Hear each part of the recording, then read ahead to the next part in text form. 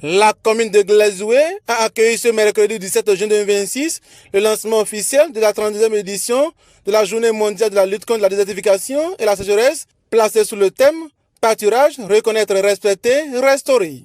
Dans son allocution, le maire de Glazoué s'est réjoui du choix porté sur sa commune pour abriter cet événement. Le choix porté sur la commune de Glazoué pour abriter cette célébration nationale constitue pour nous une marque de confiance et de reconnaissance que nous accueillons avec beaucoup de satisfaction. Il traduit l'intérêt accordé à notre commune qui, à l'instar de nombreuses collectivités territoriales au Bénin, est confrontée aux défis croissants de la dégradation des terres, de la pression sur les ressources naturelles et des effets des changements climatiques. Glazoué est une commune à forte vocation agricole. Notre territoire est également une importante zone de passage et de séjour pour les éleveurs et les transhumants qui y trouvent des ressources pastorales indispensables à l'alimentation de leurs troupeaux. La présente célébration représente donc une opportunité exceptionnelle pour renforcer les synergies entre les différents acteurs engagés dans la lutte contre la désertification et la sécheresse. Représentant le préfet des collines, son chargé de mission a appelé à une prise de conscience collective en faveur de la protection des écosystèmes. Je tiens à l'affirmer avec force.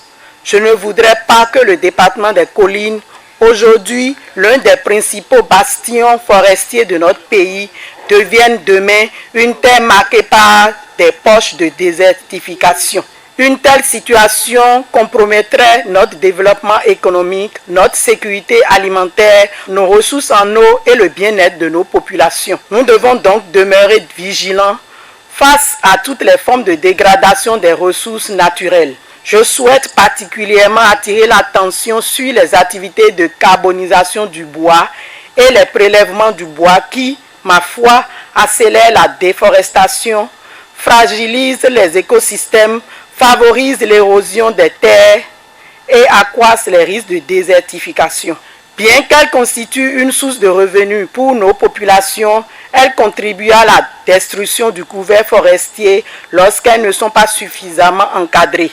J'appelle alors à une mobilisation accrue des autorités communales, des autorités locales, des services forestiers, des opérateurs économiques et des communautés, afin que l'exercice de ces activités reste compatible avec les exigences de gestion durable des terres et de nos ressources forestières.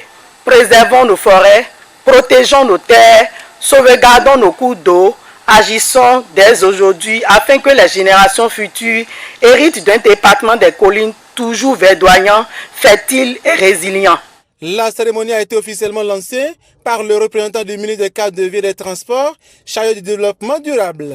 Mesdames et messieurs, chers éleveurs, chers agriculteurs, la restauration des terres ne constitue pas uniquement une action environnementale. Elle est également une garantie pour notre avenir et celui donc de nos enfants.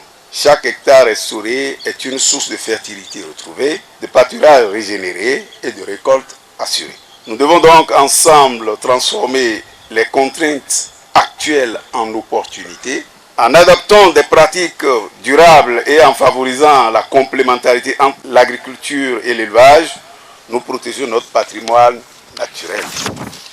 Je voudrais donc, au nom du ministre du Cadre de Vie et des Transports chargé du développement durable, remercier tous les experts et les acteurs impliqués dans les ateliers multi-acteurs démarrés depuis hier.